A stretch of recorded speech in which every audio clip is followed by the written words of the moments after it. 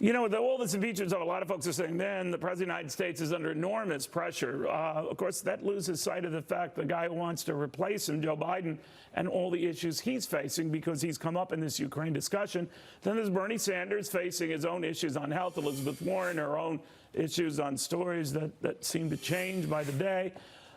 We've got radio show host Ethan Behrman on all of this. Ethan, it's safe to say that it's almost like a game of musical chairs among the prominent Democratic candidates. I tend to keep things pretty simple and focus on the money they're raising. Elizabeth Warren's still raising a lot of money, and in small denominations, which is gold in politics. I don't know how long that lasts, but what are you hearing?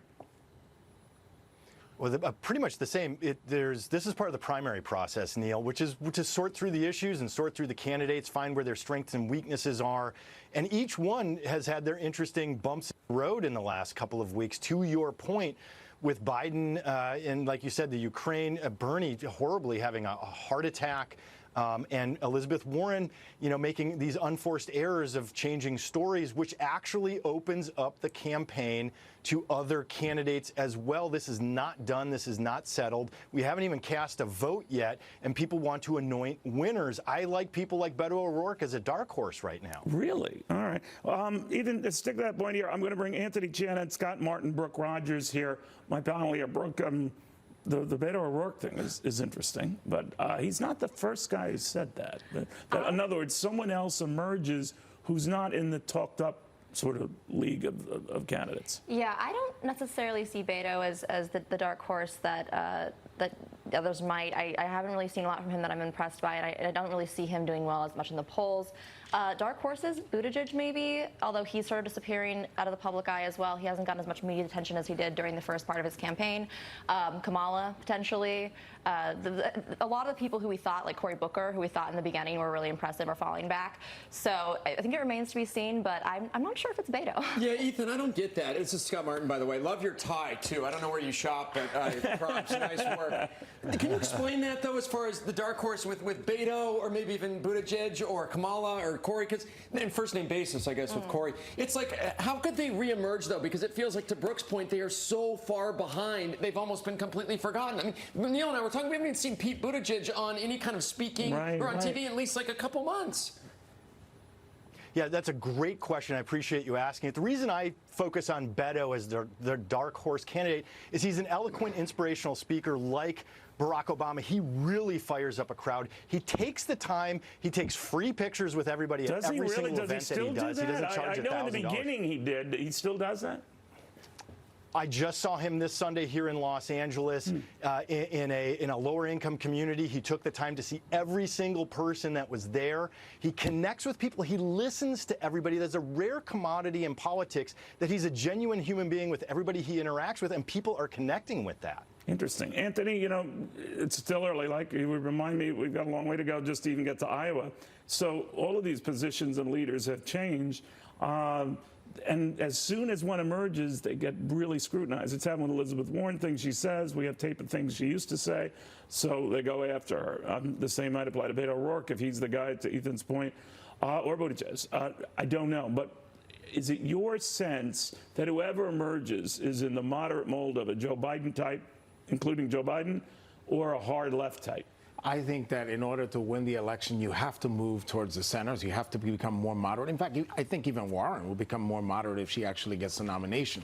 But I never want to. She would have to. I don't want to take a rocket to get to the middle, right? But I don't want to underestimate Mayor Pete, as people call him, because he has raised $19 million in the third calendar quarter. You're right. That's very impressive. I mean, it's not as impressive as Bernie Sanders, but for the great point that Brooke made, his odds because of health reasons obviously puts him at a little bit of a disadvantage. So I think Mayor Pete has interesting. It's a good long shot. I do want to talk as well, Ethan, about the emergence of the moderate Joe Biden. He was sort of kowtowing to the far left fringe, the progressive fringe of the party. I'm not dismissing that, but that is not where the general election appeal would be. Even with his student loan plan, he's not calling for student loan across the board forgiveness or that it all to be paid for by Uncle Sam down to college educations themselves. What do you make of that and that approach? It's going to be a bumpy ride getting past the progressives, but in a general election, it might sell.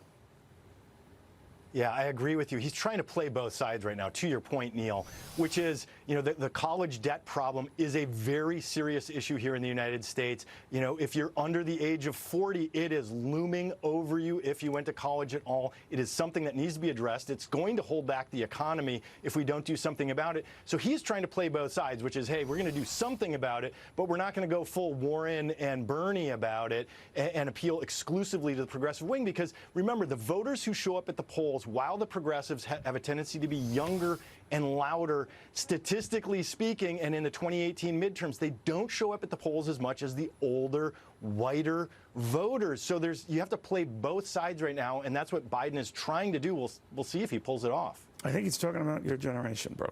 We often are talking about my generation. Right. I mean, it's just drizzle and you stay home.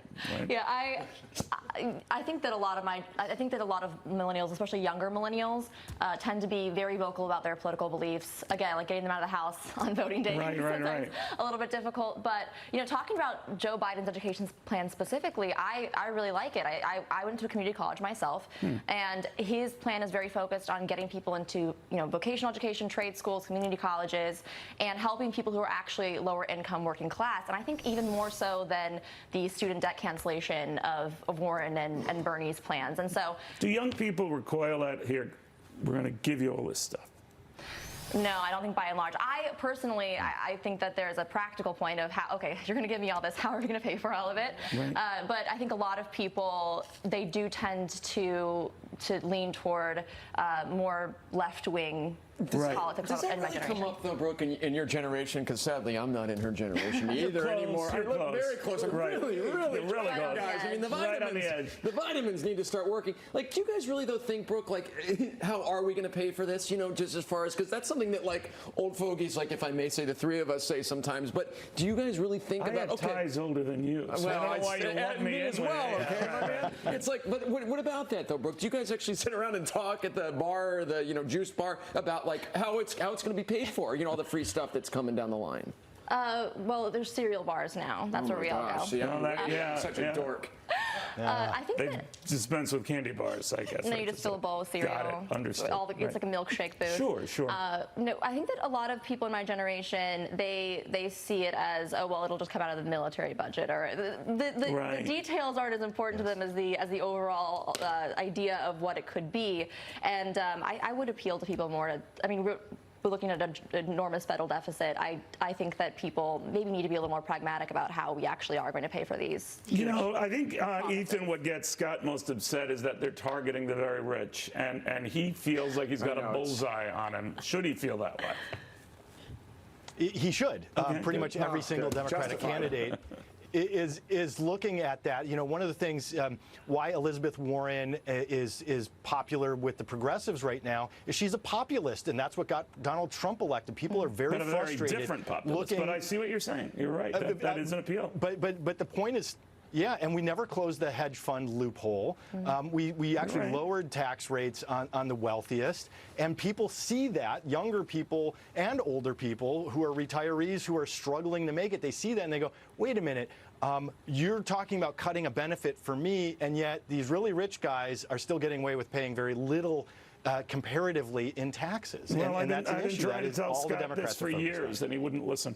My hearing aids weren't working. Yeah, exactly. What? All right. Really great job on all of that, Ethan. We'll watch very closely. You got me watching Beto O'Rourke now. I had pushed him aside prematurely, I guess. We'll watch that.